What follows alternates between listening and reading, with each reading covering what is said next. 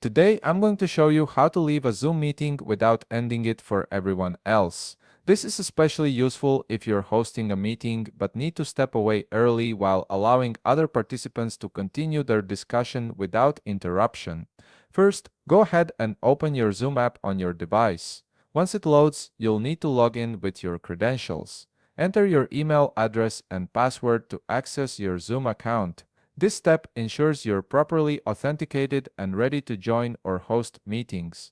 Now, let's join a meeting. You can do this by clicking on the Join button and entering the meeting ID, or if you've scheduled a meeting, you can simply click on it from your upcoming meetings list. Once you're in the meeting, you'll see the main interface with your video feed and other participants on screen. Here's where the important part comes in. Look down at the bottom right corner of your screen where you'll find the toolbar with various controls. You'll see a button labeled End in red. This is the button that typically worries people because they think clicking it will end the meeting for everyone. Go ahead and click on this End button, but don't worry, we're going to make sure only you leave. After clicking End, a pop-up menu will appear with options. This is the crucial moment where you need to make the right choice.